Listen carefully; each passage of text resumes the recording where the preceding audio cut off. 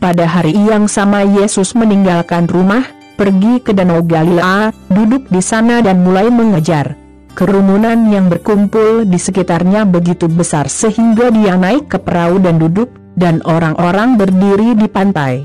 Yesus menggunakan perumpamaan untuk mengajarkan banyak hal. Dia berkata, "Dengarkan. Seorang pria keluar untuk menabur. Ketika saya menyebarkan benih, beberapa jatuh di pinggir jalan, dan burung-burung memakan semuanya. Sebagian benih jatuh di tempat yang banyak batu dan sedikit tanah. Benih cepat berkecambah karena tanahnya tidak dalam. Tetapi ketika matahari terbit, tanaman itu terbakar, dan mereka mengering karena tidak memiliki akar. Benih lainnya jatuh di antara duri, yang tumbuh dan mencekik tanaman. Tetapi benih yang jatuh di tanah yang baik diproduksi berdasarkan 160-30 butir untuk satu." Dan Yesus mengakhiri dengan mengatakan, "Jika Anda memiliki telinga untuk mendengar, maka dengarkan." Kemudian murid-murid datang kepada Yesus dan bertanya, "Mengapa Anda menggunakan perumpamaan untuk berbicara dengan orang-orang ini?"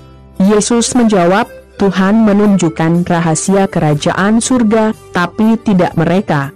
Bagi mereka yang memiliki akan menerima lebih banyak, sehingga mereka memiliki lebih banyak.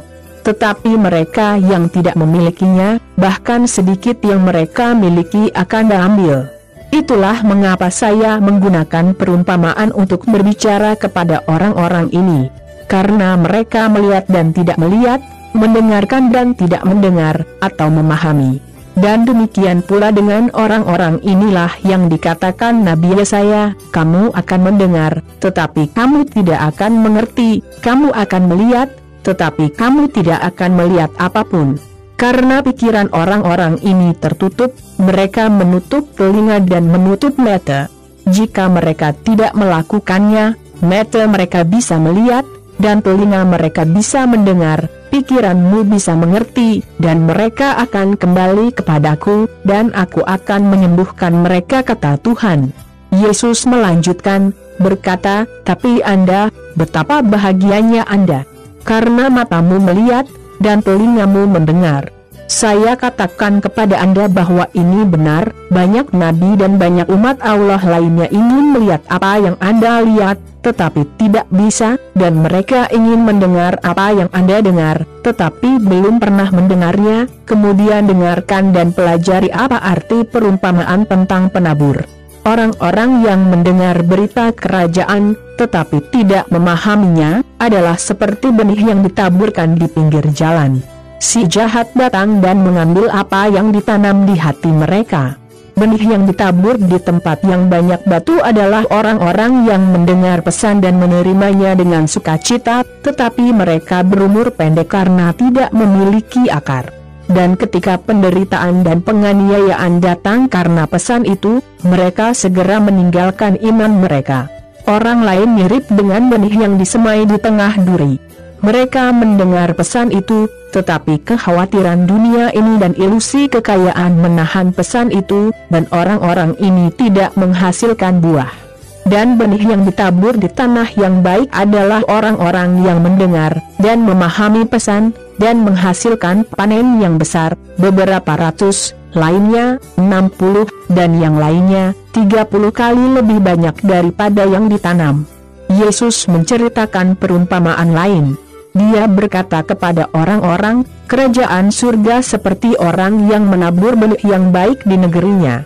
Suatu malam, ketika semua orang tertidur, seorang musuh datang, menaburkan ramuan yang disebut sekam di antara gandum, dan kemudian dia pergi. Ketika tanaman tumbuh, dan telinga terbentuk, sekam muncul. Kemudian karyawan pemilik tanah datang dan berkata, Bos, Anda menabur benih yang baik di tanah Anda. Dari mana lalang ini berasal? Itu beberapa musuh yang melakukan ini dan menjawab, dan mereka bertanya, apakah Anda ingin kami mencabut lalang? Tidak, jawabnya, karena ketika Anda pergi untuk membuang sekam, Anda juga dapat mencabut gandum. Biarkan gandum dan sekam tumbuh bersama sampai waktu panen.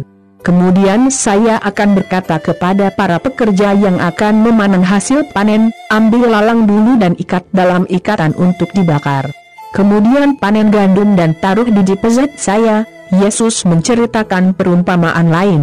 Dia berkata kepada orang-orang, "Kerajaan surga seperti biji sesawi, yang diambil dan ditabur seseorang di negerinya.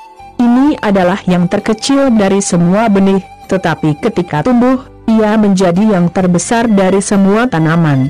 Bahkan menjadi pohon, jadi burung datang dan bersarang di dahannya." Yesus menceritakan perumpamaan ini kepada orang-orang, kerajaan surga seperti ragi yang diambil seorang wanita dan dicampur dalam 3 takaran tepung, sampai menyebar ke seluruh adonan. Yesus menggunakan perumpamaan untuk menceritakan semua ini kepada orang-orang. Dia tidak mengatakan apa-apa kepada mereka kecuali melalui perumpamaan. Ini terjadi untuk memenuhi apa yang Nabi telah katakan, "Saya akan menggunakan perumpamaan ketika saya berbicara kepada orang-orang ini dan menjelaskan hal-hal yang tidak diketahui sejak penciptaan dunia." Jadi Yesus meninggalkan kerumunan dan kembali ke rumah. Murid-murid mendekatinya dan bertanya, "Beritahu kami apa arti perumpamaan tentang lalang." Yesus menjawab, "Barang siapa yang menabur benih yang baik adalah anak manusia. Badannya adalah dunia. Benih yang baik adalah orang-orang yang menjadi milik kerajaan, dan lalang, milik si jahat.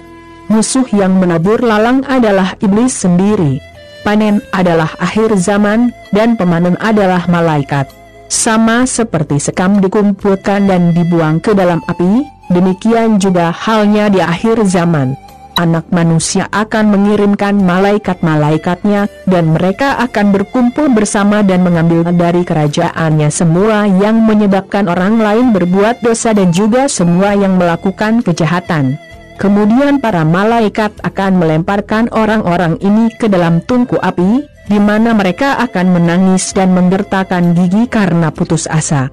Maka umat Tuhan akan bersinar seperti matahari di kerajaan Ayahmu. Jika kamu memiliki telinga untuk mendengar, maka dengarkan. Kerajaan surga seperti harta karun yang tersembunyi di ladang, yang ditemukan dan disembunyikan lagi oleh manusia. Dia sangat bahagia karena dia menjual semua yang dia miliki, dan kemudian dia kembali dan membeli ladang itu. Kerajaan surga juga seperti pedagang yang mencari mutiara yang bagus. Ketika dia menemukan mutiara yang benar-benar bernilai tinggi, dia pergi, menjual semua yang dimilikinya dan membeli mutiara itu. Kerajaan surga masih seperti jaring yang dibuang ke danau. Dia menangkap ikan dari segala jenis. Dan ketika sudah penuh, para nelayan menyeretnya ke pantai dan duduk untuk memisahkan ikan. Mereka yang berharga dimasukkan ke dalam keranjang, dan mereka yang tidak layak dibuang. Pada akhirnya juga akan seperti ini, para malaikat akan keluar, dan memisahkan orang jahat dari orang baik, dan orang jahat akan dilempar ke dalam tungku api. Dan di sana mereka akan menangis dan menggertakkan gigi karena putus asa. Kemudian Yesus bertanya kepada para murid, "Apakah kamu mengerti hal-hal ini?" Mereka menjawab.